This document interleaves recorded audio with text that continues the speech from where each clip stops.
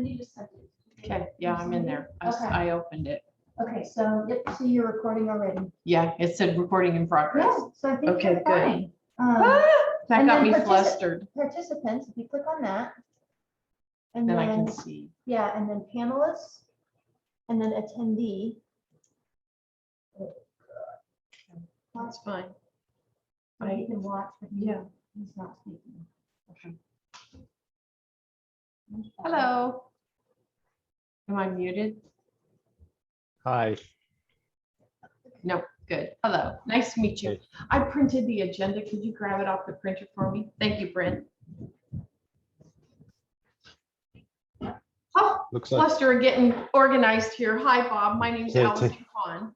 yes, hi, Alison. I've seen you on city council meetings, so I know. Okay.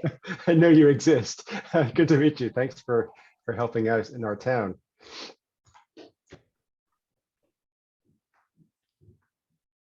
And I'm new at Zoom meetings, so I'm getting there. It's just a little nerve-wracking to be the host. Never been a host before. You've never hosted your, oh, we'll try to be Oh. gentle on you.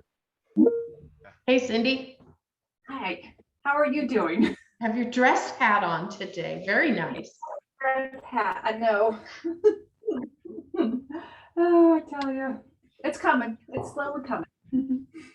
Looks good. Looks good, I think. Yep, Thank you. she's over the hurdle, so that's the good part. Yes. Yeah, always good.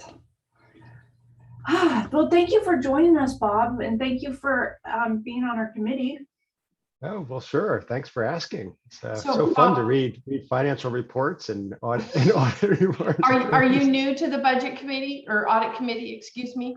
New to the audit committee. I was on the budget committee this past spring. Okay. But Ella Alfonso, I think, was supposed to be the person on the audit committee, and she resigned because she and her husband are moving away, unfortunately. Oh, okay, excellent. Yep, nope, thank you for filling in. We're busy trying to get organized. We'll have this today, and then next week we take it to the city council, or is that on the 21st, Cindy? 21st. 21st. And then that way we meet our deadline with the state of December 31st. Great. Hey, Hi, Paula. Paula. Hey, hey, how is everybody? Good. Good. There's Michael. Hey, Michael. How'd you get roped into this meeting, Michael? Yeah. Well, I could leave if you want. No, no, I always like people at my meetings. I'm just like, whoa, I got a department head. So we used to do the audit as two different audits. Okay, And I believe that's the reason why we were probably invited, because we generally did it that way. Now separately. it's one audit. Gotcha. Gotcha. So it may not stay for the whole thing. Oh, it's going to be so exciting though. Come on. Deanne's already shaking her head no. Oh, I think it's gripping, absolutely gripping. There you go. Oh, Paula, well, thank you. This is one of those ones that's not supposed to be gripping. Good point. Absolutely. I saw my favorite words in the cover letter and I was like, okay, now we're Yeah, reading for fun. we're good.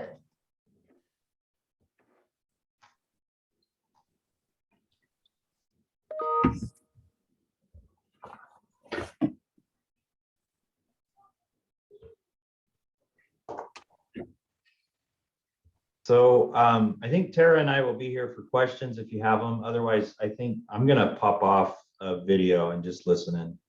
Okay, sounds good, Michael. So let's see, are we at 2 o'clock? We are. I've got Melissa. We will call the meeting to order. Melissa, if you could take attendance, please. Oh, I didn't even have that ready. I will just write down everyone's name. It's here right now. Perfect. That works. And if you'll add Michael, just because we know he's there, he's just not going to be watching. Of course, of course. Got it. Okay. And we have approval of the minutes from the December 2nd, 2020 meeting. If there's any- moved. Oh, perfect. Deanne, move to approve. Are we okay to second if we weren't part of that meeting? Mhm. Or even vote? Can we vote if we weren't part of the meeting? Yes, as long as you've read the minutes, you're okay to vote. Okay, thanks.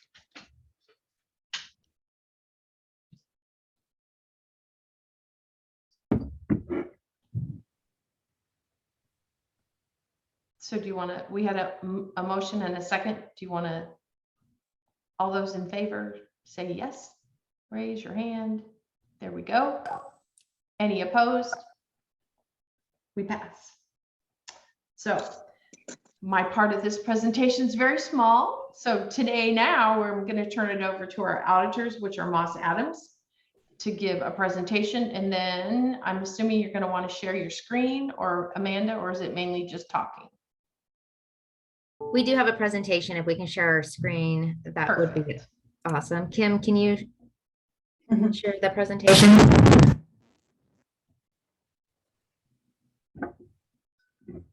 You're on mute, Kim. Okay, I see it. Okay, I think this one.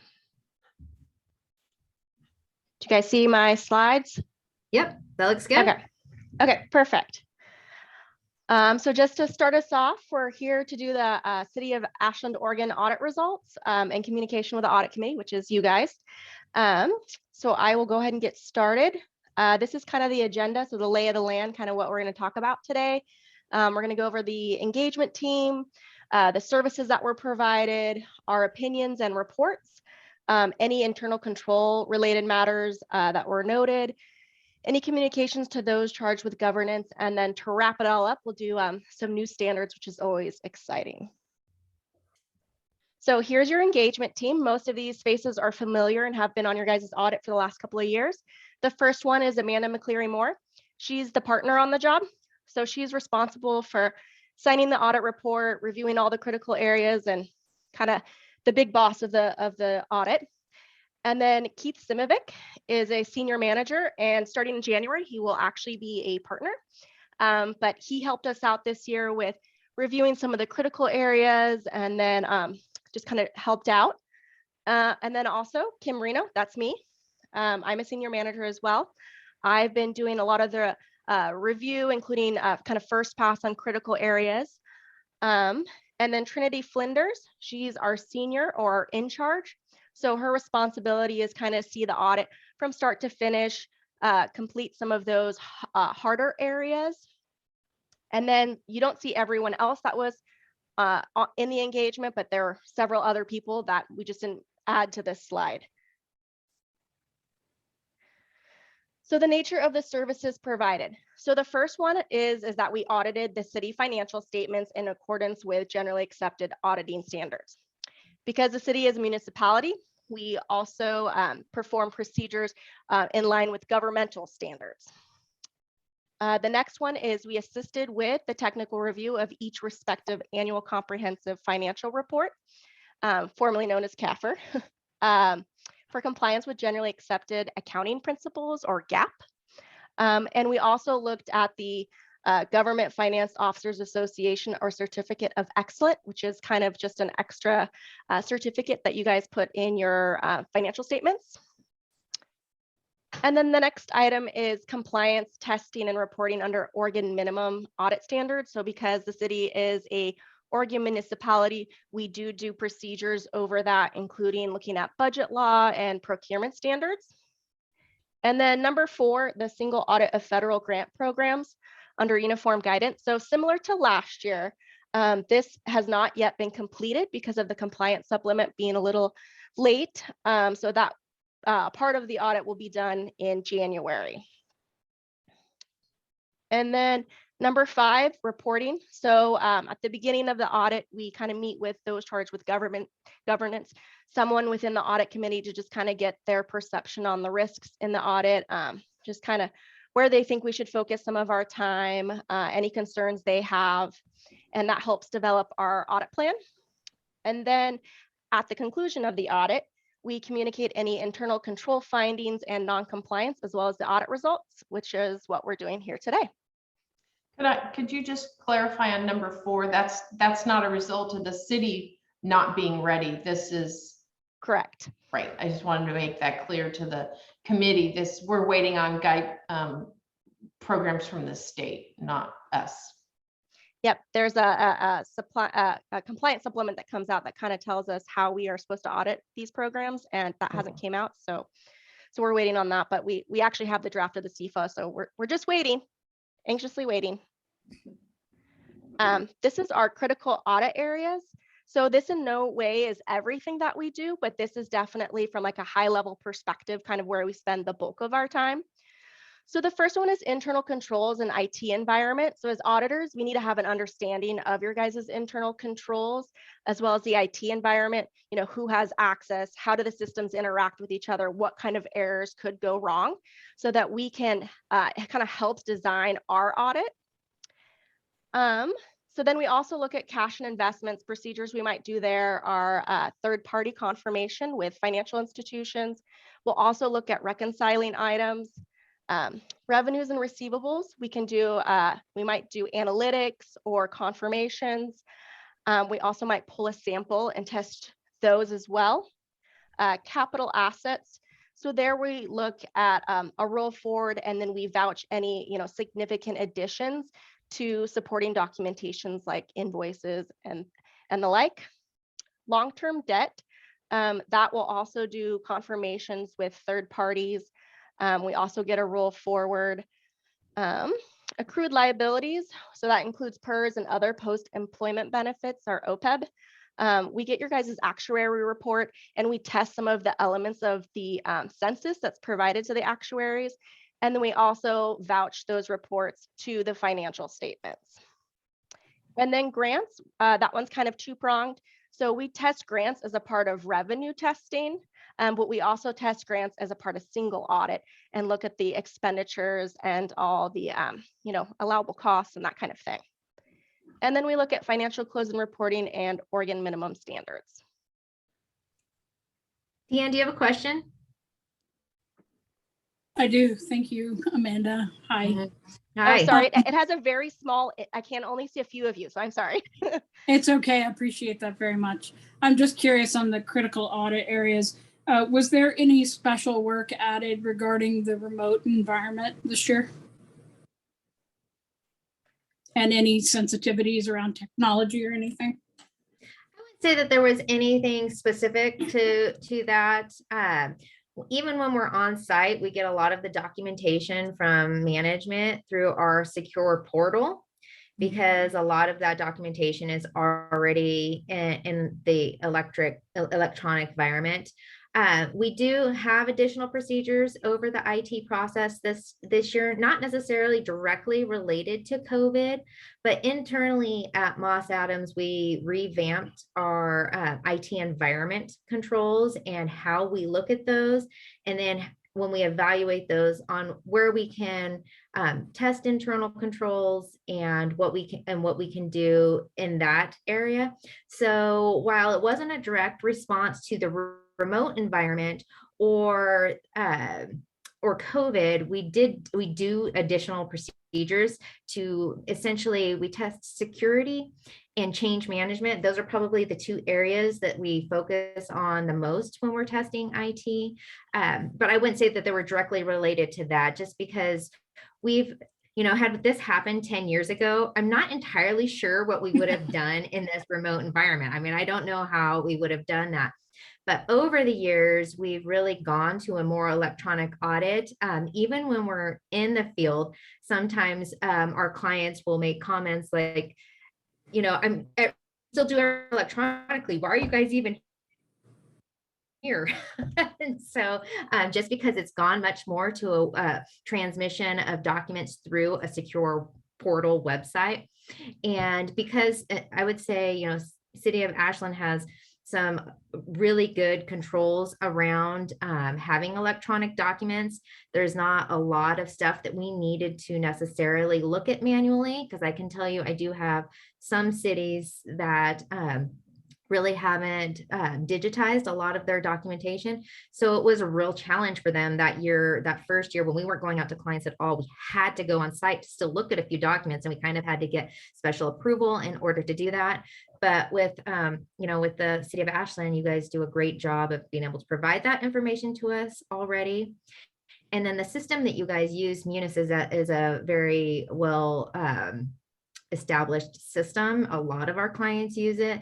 It's an area that we feel really comfortable in our testing and how management uses that as a tool. So that's kind of what we do around the IT environment. Some clients it's definitely been harder than others, but your team does a great job. So And Thanks so much, Amanda. from an employee standpoint, we had the majority of the accounting staff reporting to work. They were not working remotely. We did it more through pushing desks further apart and then closing offices per se, encouraging people to not walk into accounting and things like that. So from a payroll and accounts payable and receivable standpoint, I don't believe our processes changed a whole lot as a process of COVID from an internal controls concern. That's exactly what I was asking. Thanks so much. All right, so I think it's Kim's turning over to me now. And so Kim walked you through, really what is the nature of the services that we provide. So what do we do for the city? What is an audit? And while we're there, what do we do? Where are we spending the most of our time? So at the end of the audit, we issue a number of reports. And the first one that we issue is really over the financial statements. So that financial reporting. So, I think your financial statements are well over 100 pages long. You do obtain the GFOA certificate. So you have those additional statistical information, as well as your transmittal letter and some of that introductory information. So really quite a substantial document. So we do audit to determine that at the very least that it's free from material errors. And so we were able to do that based on our testing and issue what we call an unmodified or clean opinion. So that means that after all of our test work, we were able to get comfortable that the financial statements are fairly presented in accordance with the generally accepted accounting principles that you follow, which are the Gaspi accounting principles. So while I always like to say that while this is something that I'm sure you've come to expect, it doesn't mean that there wasn't a lot of hard work that still goes into putting a document together that is so lengthy and making sure that you are following the correct basis of accounting for the number of different statements that you have to put together, because they don't all follow the same basis of accounting. So it really is still a lot of hard work to get that right every year. So congratulations to your team and still being able to do that. The next report is our audit report over the Oregon Minimum Standards report. This is a report on compliance. So there are a number of Oregon revised statutes that you're required to follow, and we're required to test that you follow. Probably the most common that you're going to see is the budgetary compliance, making sure you've followed all of the rules and putting your budget together, and then monitoring your budget to make sure that you do not overexpend in any of your areas. In the current year, we did note one instance of non-compliance. So you're not the only one that saw this year. Because of all of the additional federal awards, everybody had a lot more cash this last year. All of my clients did. And there is a rule under the Oregon revised statutes that you're only allowed to have a certain amount of funds with the state's LGIP account. Now, because that can change quite quickly, you do have 10 days to correct that. And I know that the city did do that, but I think that it was just not within that 10-day time frame. And so there is that statute out there, and that funding does increase every year. And if I remember correctly, I think that the amount that you were over actually would have been under in that new the increase, which goes into effect, I think in October, September or October, somewhere in there is when they raise it every year. So as of right now, I know that is corrected. However, at year end, it was over the limit. So that'll just be a note in our report. And so just something to maybe monitor just a little bit quicker there, but overall not something that gives us concern. And I know I can think off the top of my head, I can think of 3 other clients that have this finding this year. I think right at year end, receiving all that additional funding just tripped a couple people up in monitoring how much you can have in the LGIP account. But other than that, there was no over expenditures. We didn't have issues in your procurement policies and looking at those. So just one item to note there. The government auditing standards report. So this is an additional report that where we would report any sort of non-compliance with laws and regulations that led to some sort of error in your financial statements. Or as Kim talked about, we look at your internal controls. And while we do not express an opinion over your internal controls, we do look at them to develop our audit plan. And as part of that, if we identify something that we believe to be a significant deficiency, so essentially if we thought some sort of error could slip through the cracks, and while maybe not a material error, it may be a significant error, that would be required to be reported in this report. If there was a internal control deficiency or gap in your internal controls that we thought could lead to a material misstatement in your financial statements, that would be reported as a material weakness. And it gets reported in this report and then bound in your financial statements so all readers can see it. So as you can see on the slide, we have we didn't identify any internal control deficiencies that rose to the level of significant deficiency or material weakness. So a clean report there. And then the last report is our uniform guidance report. This is over your federal awards. This is the one that we are waiting for the additional auditing guidance to come out so we can complete our audit. You did receive the additional funding this year under the American Rescue Act, and we're able to spend some of those funds before year end, and they do need to be audited. And the OMB is just a little behind, as they were last year, in putting out guidance for those new awards. So we're hoping that that comes out soon and that we can wrap that all up in January. At this point, Cindy's actually already provided us with the detail listing of expenditures.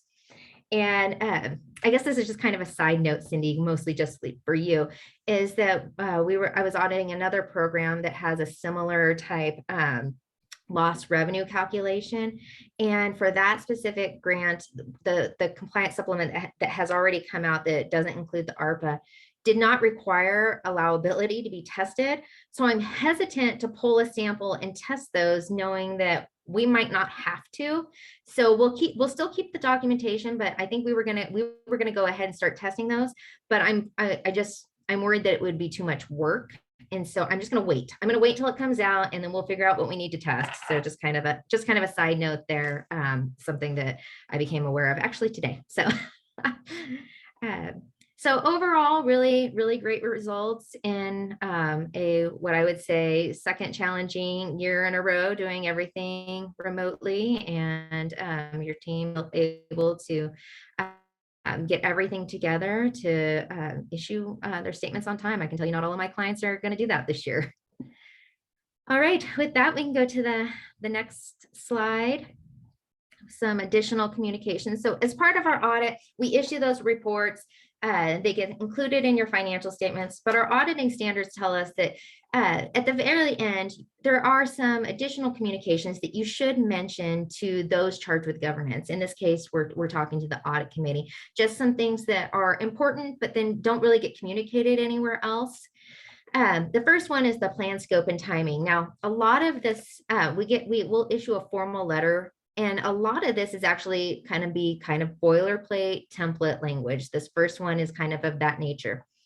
If because of some reason that we weren't able to complete the audit according to the schedule that we agreed to, we would put that in the letter. For instance, I guess in this case, I wouldn't call the federal awards something that, well, I guess maybe we could include that in there. We would say, yeah, because the compliance settlement didn't come out, we had to delay our audit. So something of that nature, or, there just could be various reasons, but I'm not expecting that we're going to include anything in the letter on that. I feel like the audit went really well, and I feel like that was outside anybody's control to do that. So, but that would be included in the letter. They would tell you why we were not on time if that was the case.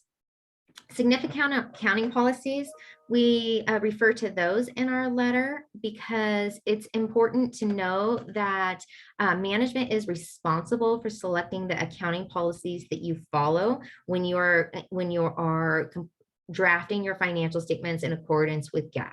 And so that just highlights some of those policies because there are different ways that you can interpret those policies, and management has selected the ones that they're going to follow, and they get included in that very first note. If as part of our audit, we identified an audit adjustment that was material, we would be required to communicate that with you. So in order to receive a clean opinion, management would of course have to make that adjustment, but it would still get communicated to you because it was material. We didn't have any adjustments that management had to post that were considered material. I don't think we actually had any that they had to post. Then there's past adjustments. So this is a situation where we've identified an error, and management has decided not to post the journal entry because putting together statements that are between 1 and 200 pages is complex, and running an adjustment through the error at that point in time can sometimes create a risk of an error somewhere else within your statements. And if it doesn't impact our opinion on the financial statements, then it's not required to be recorded, and we can still issue that clean opinion. So we do not have any past adjustments, and there is a threshold where we have to communicate those, and if they're under a certain threshold, we don't communicate those. So we do not have anything that is over that threshold where we are required to communicate to you an adjustment that management has passed on. These last three on here are really just kind of FYIs. If we had disagreements with management, we disclose those to you in that letter. If we had difficulties in performing the audit to you in the audit, we would disclose that in that letter. And then if management was consulting with other accountants or auditors, we would disclose that to you as well. And the reason behind that one is just because we need to be aware if management is consulting with other accountants or auditors, and if they're coming to different conclusions that we have come to based on our audit. We need to make sure that those other accountants would have all the same facts that we do, and then we're not coming to different conclusions because we have different facts. So we're not aware of anything like that, but I do like to explain that one because it sounds just the way it's worded, it sounds a little odd to me. So I can only imagine somebody who's not working on audits every single day, what that might mean. So, and with that, you can go to the next slide. So I'm not going to give you an accounting lesson here, but I just wanted to touch base on a few new accounting standards one was adopted in the current year, and then a couple for the future. And then actually I'm going to talk about a couple projects that aren't on here. But the first one is Gaspi 84 on fiduciary activities.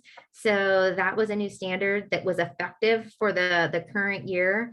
And it provided some additional guidance on what you would need to include in what is called the fiduciary statement of net position. So if you hold cash for a third party that's not a component unit of the city, so such as a nonprofit, or actually a really good example is the county holds, they receive property tax money from taxpayers, and then they pay out to the districts. So while they have that funding in their pool of cash, it gets reported in a fiduciary statement. And so you do need to evaluate your funds to see if anything should be pulled out and reported in a fiduciary statement. So it did not have a significant impact to the city, but it is something that you have to adopt when it becomes effective, and just be aware of for subsequent years if you ever do enter into some sort of transaction that might need to to be reported. Another very common item that gets reported there is for entities that have their own pension plans or 401(a) plans or anything like that, where they're holding assets. It doesn't automatically bring them into your fiduciary statement, but those are types of activities that you would evaluate to bring in if you're holding assets on behalf of others, which in this case would be employees. So that's another common one. So a couple other standards that are here on the slide is lease accounting. So that will have an impact to the financial statements next year and how you report leases. It will essentially put all leases onto your balance sheet. This is going to be something that becomes effective for governments as well as for-profit entities.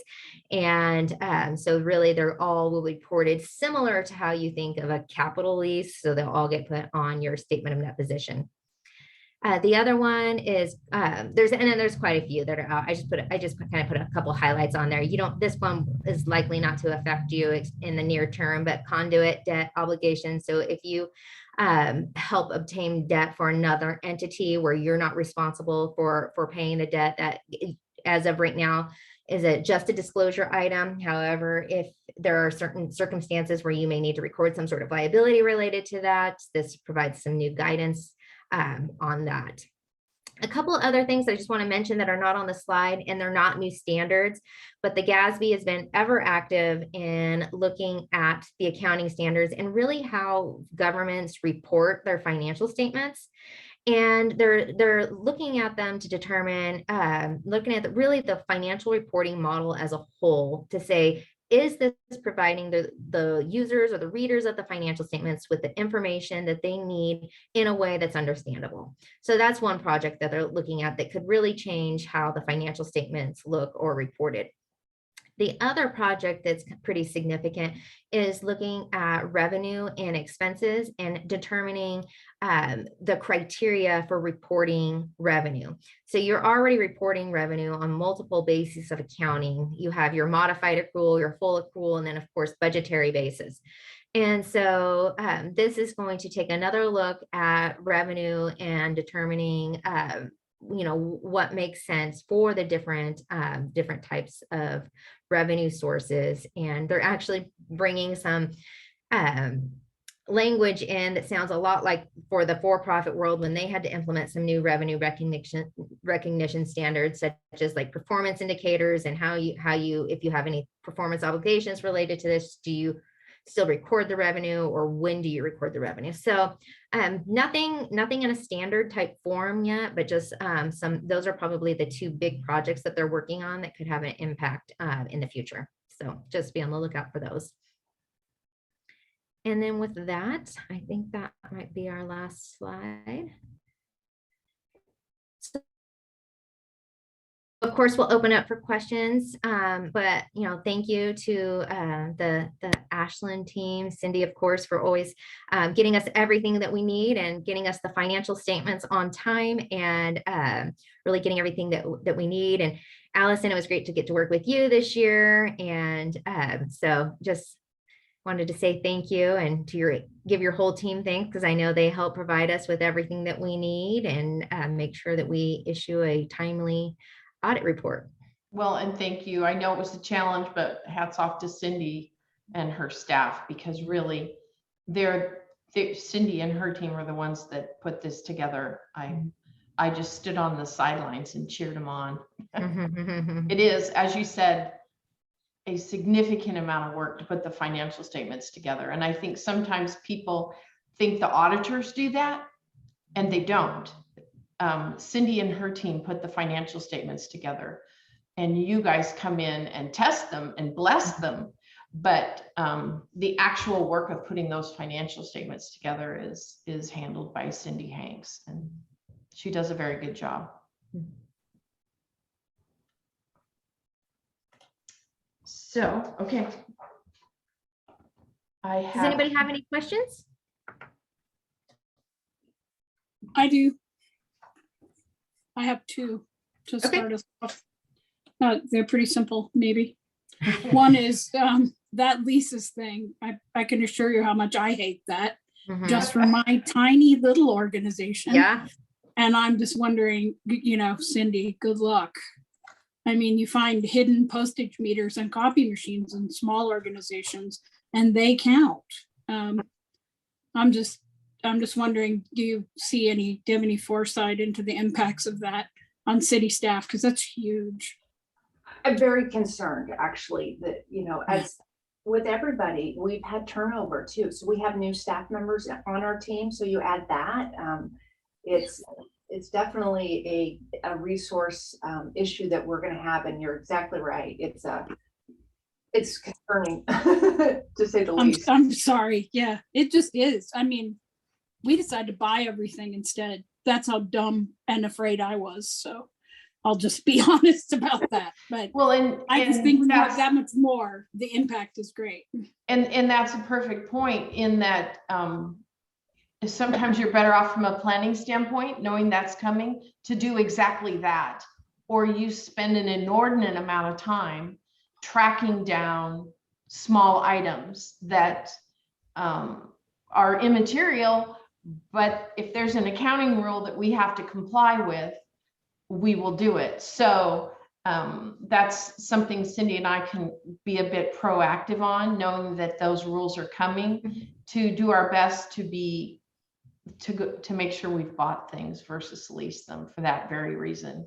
Yeah. So hasn't that been put off a couple times, Amanda? Do you anticipate it being put off again? So for Gaspi 87, it got postponed only as part of Gaspi 95 last year, which was directly related to the pandemic. So they said, okay, we're going to give you actually an 18-month reprieve. So you actually won't need to implement until June of 2023.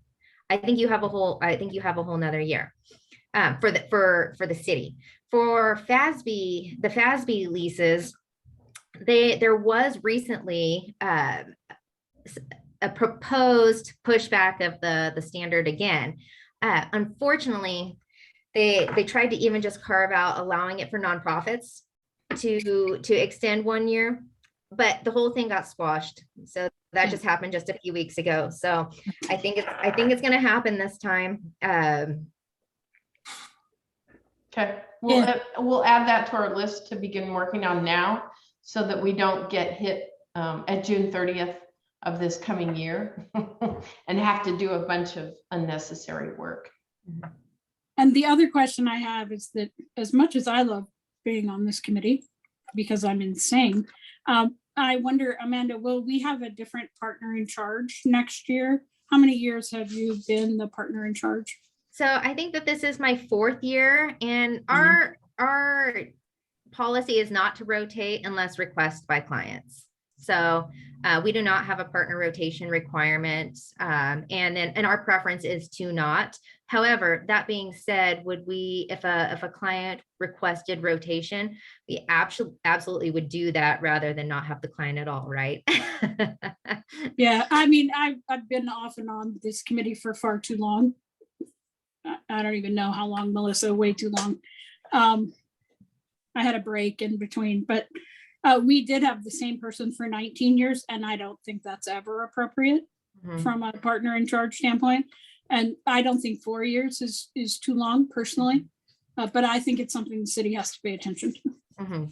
I would So, agree. okay, great. Those were my questions. Everything is great. Congratulations, Cindy. Thank you.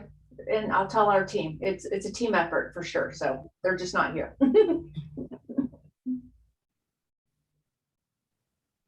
Any other questions? Bob? Yes, I have some questions. Thanks so much. I'm a newbie at this committee, just pressed into service, recently. So thanks for letting me sit in. I have a question, just really a clarification, something that I think I heard for Amanda, and then I have some other questions that I don't know if they're appropriate for this committee or not, but I'd like to see if maybe I can ask them. It's more about the MD&A than it is about in the financial statements than it is about the audit per se. So the question I have for Amanda is, I heard you say that you don't assess the internal control system per se, but you look at the internal control system to make sure that you believe that management has made appropriate judgments on levels of control so that you can actually, do your work and you design audit processes that take into account the particularities of any internal control system. So, sometimes you hear around the community that concerns about controls in the city. So I'm just wondering if I heard you correctly when you said that you saw nothing actually that gives you any cause for concern on that. And I wanted to actually press even farther. Do you see things that made it particularly difficult? Was there anything that you saw in the city's system of internal controls that made it particularly difficult for you to design your audit and your special tests or something to work around something that maybe the city does not have in place or that in order to allow you to do your work? So I'll start with the first part there. So what I said about internal controls is we don't issue an opinion over the effectiveness of internal controls. So what we do is we do look at internal controls to develop our audit plan. So while significant deficiencies or material weaknesses could be within the internal controls, based on the audit work that we did, we didn't identify anything. That doesn't mean that there isn't something there, but as part of everything that we tested and looked at, we didn't identify anything that rose to that level. And as far as your second question, if there is anything that really makes that harder for us, I would say no.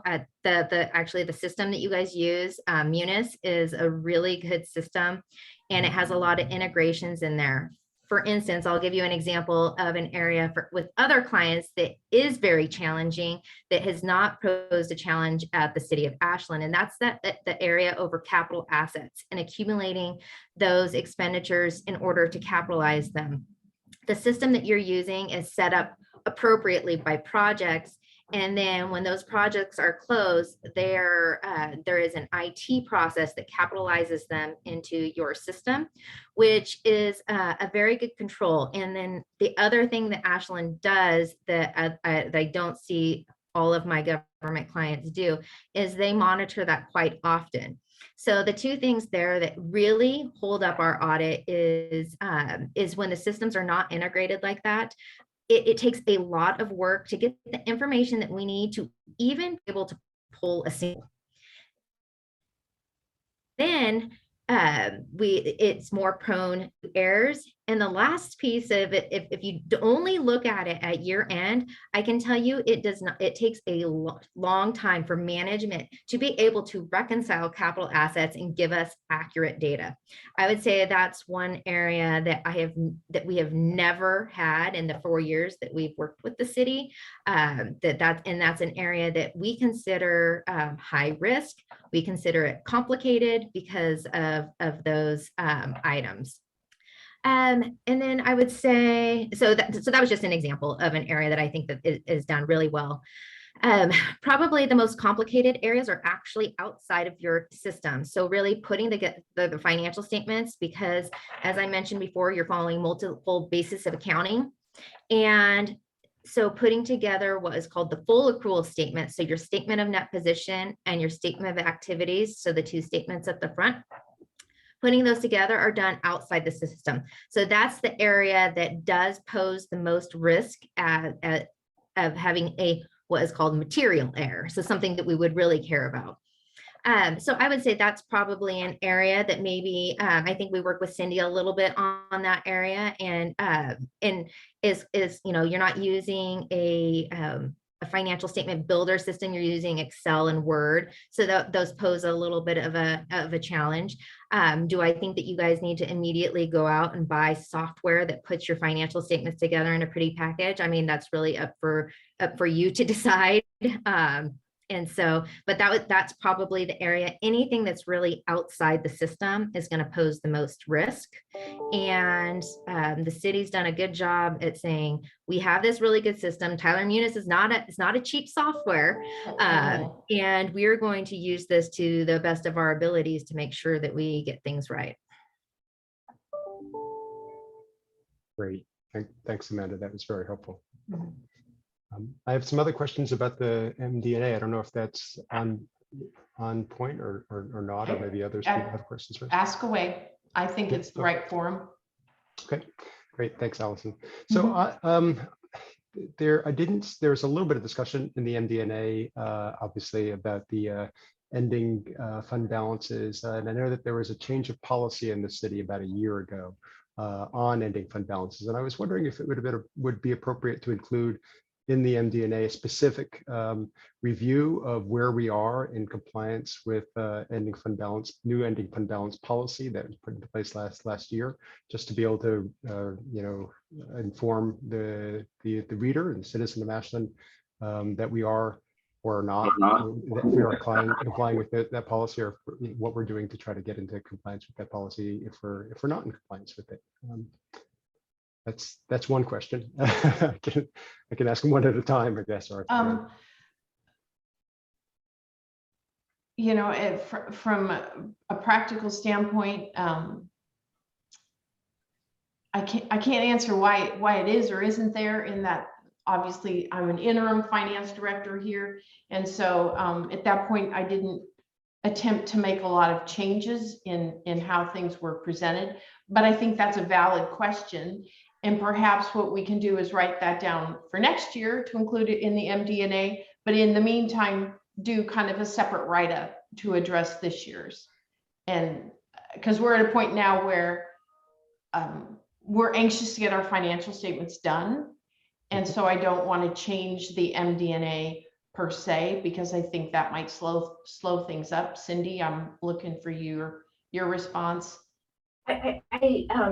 Yeah, I think you answered that great. And I get where you're also coming from, Bob. Makes perfect sense as well, to try to inform our readers and our residents here about the new policy and where we ended this fiscal year with that new policy. So I like your suggestion, Allison, maybe it's a separate document that we could. And then we'll look at whether or not we want to combine it in the MD&A next year. But I think it's a great suggestion. Yes. Okay. Great. My next question has to do with capital assets, and I was appreciative of the observations from Amanda. And I see from the MD&A, 1.6% increase in capital assets, and they're valued at historical cost, and a 3.7% increase in total accumulated depreciation. So in the end, we have about $133 million of net capital assets, and that's roughly unchanged from the previous year. So my question really is, I'm not familiar with the practice in municipal financial reporting. Is historical cost the most appropriate way to evaluate cities' capital assets? And should we infer anything from accumulated depreciation of over 50% of the capital assets total valuation? Just wondering if is that a kind of a normal range, or is that something that we should be taking into account and saying, well, in fact, that's a lot, or it's a little, or, should we be doing something more in rebuilding our capital stock? Well, I'm going to look at Amanda a little bit. I mean, I would assume the way we're doing our financial statements in accordance with GAAP. So historical cost is the proper way. I don't know if that's the right word, but that is how they are, and we will continue to do it that way. It's a very good question to say, if we're 50% depreciated, so then that becomes the question, is the book depreciation equal to the true useful life? And I'm not going to touch that one with a 10-foot pole. To me, when you're doing historical depreciation on historical cost, I don't think that necessarily flows with the valuation, the current value of the property. In theory, it would, but in reality, we all know that's different than theory. So I don't think there's a better method out there that we should be using. But as a reader of the statements, I don't think the net book value I would not take that to equate to remaining useful life or even current value either.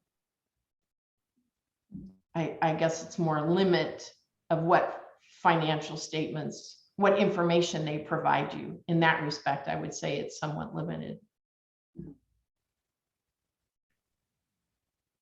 Your thoughts, Amanda?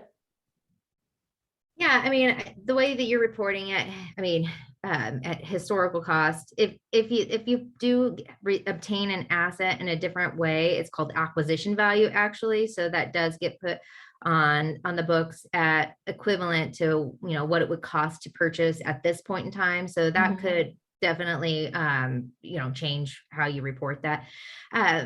For depreciation, that is something that it is an estimate. So, and it should be reevaluated every year, really. And so just because you have a policy that says that you should depreciate this one building over 30 years, that is something that should be evaluated from time to time. And unfortunately, what you do is you only change it going forward. So you wouldn't reverse out any depreciation that you had already taken. You would only decrease the amount of depreciation taken going forward if it had a longer life. I guess if you realized it had a shorter life, you would accelerate then that depreciation.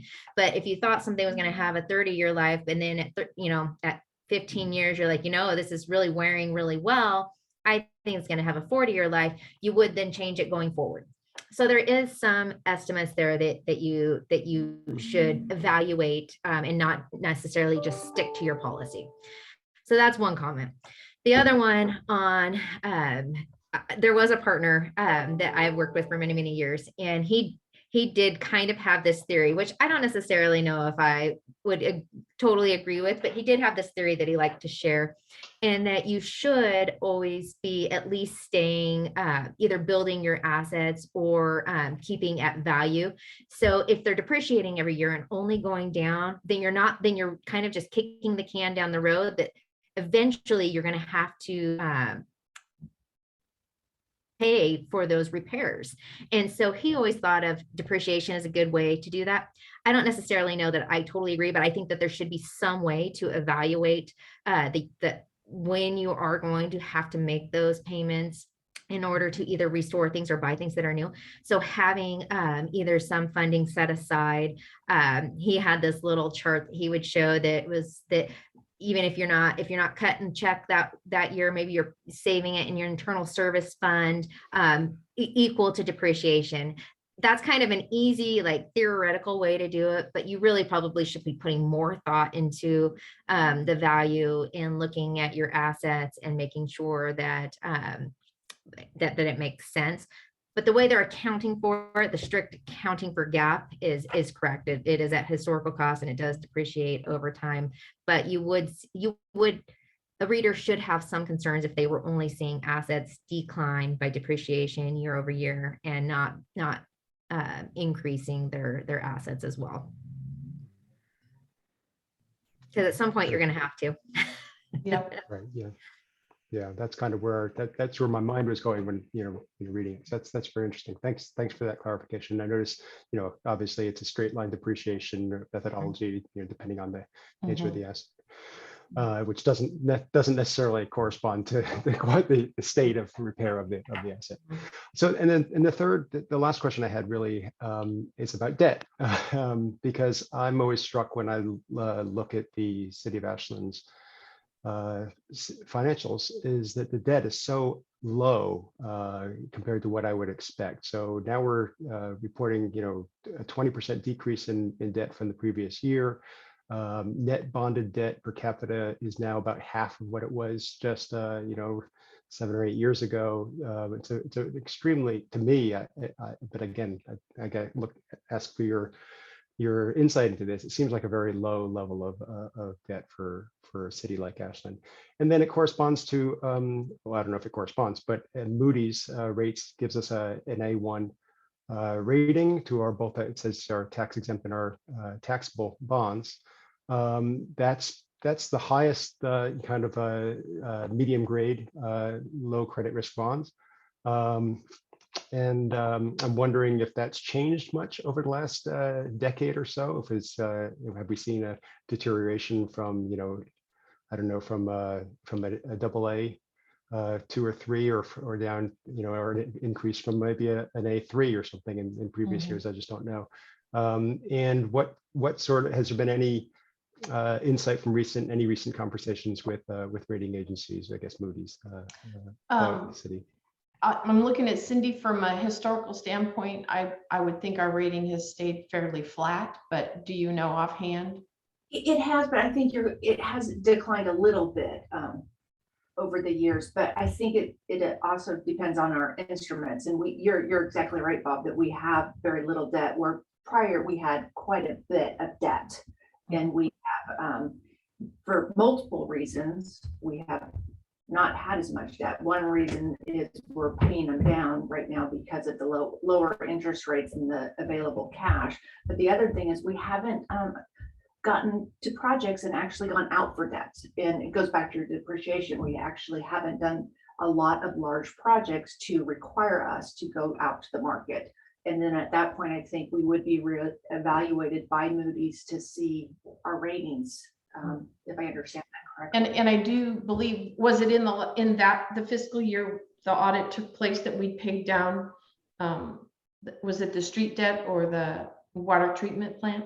Yes, it was the water treatment plant. Plus, we actually paid 2 other debts off. So we actually ended up paying 3 instruments off just in this fiscal year. Of the audit. Mhm. And part of that was prior to my being here, but part of the strategy, I'm sure, is the interest rates that we can receive on cash right now, invested cash, is negligible. So from a financial standpoint, it made more sense to take your cash and pay off your debt versus try and invest cash for a rate of return. It's just not out there right now. Gary and I have talked about debt in general for the city of Ashland, for a number of projects that they've looked at that have the potential to make us go to the market for cash. There's been a lot of talk of the forecast that we've got out there for the city is less than rosy as far as revenues and expenditures for the general fund. So both Gary and I agree, the council and mayor, we need to have a plan how to have a stronger forecast before we would go to the market, because that all matters when you're going to the market as far as what your interest rate is. So I anticipate that the city will be going to the market probably in the next 2 years, but there's some things financially that they need to address before it's the right time to go to the market, because you want to get the best interest rate possible. Thank you. Mhm. Paula? Thank you, Allison. And first off, Amanda, thank you to you and your team. And Cindy, Allison, you guys are incredible as always, but I say that often and mean it to the fullest. So thank you for all the hard work, because I know right now we're seeing the snapshot of what is months of effort. So thank you. Amanda, you kindly walked us through the non-compliance item. You mentioned the state's LGIP account. Can you define LGIP for me? Yes, it's the local government investment pool. So the state Okay. has a fund that many governments participate in. And so that's what that is. Got Super it. liquid, And super Paula, liquid, very liquid. From my history, the LGIP then goes out and invests the money. So at times the LGIP has a good rate of return, and for very little effort on our part. We're told based on our size and whatnot, what our LGIP limit is. Okay. So as money comes in, if you're pushing that limit, Amanda's correct that you have to monitor it. And my guess is right now on our own, our rates of return are probably so small that we've been making an effort to max out the LGIP. Whereas when the markets are better, the city would be out on its own purchasing CDs, different types of instruments. But that market is negligible right now. So It's like a savings account. right. So I mean, it's unfortunate that we exceeded the limit for more than 10 days, but I'm sure that was in an attempt to garner any sort of rate of return on uninvested cash. So based on how is that account fed on our behalf? Like, how does the money get deposited into that LGIP? we push it there. We push it there. Mhm. Okay. So with this non-compliance piece, are we looking internally on how we're pushing that or what we're checking before we make the transfer? Yep. Okay. So we are making changes based on the experience. Mhm. Awesome. And then my other question is also MD&A, if that's okay. Mhm. It has to do with ending fund balance, internal service fund specifically. I know that the accounting policy was changed such that any positive ending fund balance in central services gets pushed into general fund at the end of the year. And I know that right now that positive ending fund balance is largely driven by open positions, COVID, employment market, really extenuating circumstances. And I just want to check with the group about, for funsies, let's pretend we're in normal times. Would we, through this financial policy, be inadvertently subsidizing the general fund with central service charges to our enterprise funds? No. Okay. It's more, for me, it's more of a concern, just the opposite. Okay, good. Yes. Okay. Mhm. That was Yep. exactly what I was hoping to Oh, hear. yeah. Mhm. Excellent. That's all I had. So thank you. Any other questions? So now let me look to my agenda. Cindy, now I have something on here. It says city management letter. I don't believe we have a management issue from. Okay. We were in violation of something. Okay, and we had nobody that wanted to speak at the public part of it. And we've done the questions and answers. So now I would ask that if there's someone willing to make a motion to accept the annual comprehensive financial report as presented. That's a move.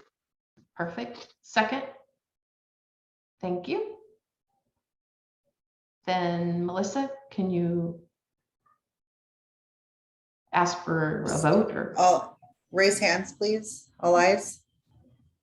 Perfect. Thank you. Any opposed? Thank you. Perfect. Thank you. And I too would like to say thank you, Amanda. I know COVID's been challenging on the accounting firms from an audit standpoint. It's challenging for the clients, but I like issuing our statements on time. So I appreciate the effort your staff put in as well as the effort our staff put in. So thank you. Yes, thank you very much. Of course. Perfect. With that, we'll close the meeting. Thank you. Hey, thank you. Thank you, Okay. everybody. Bye, everyone. Good night. Bye.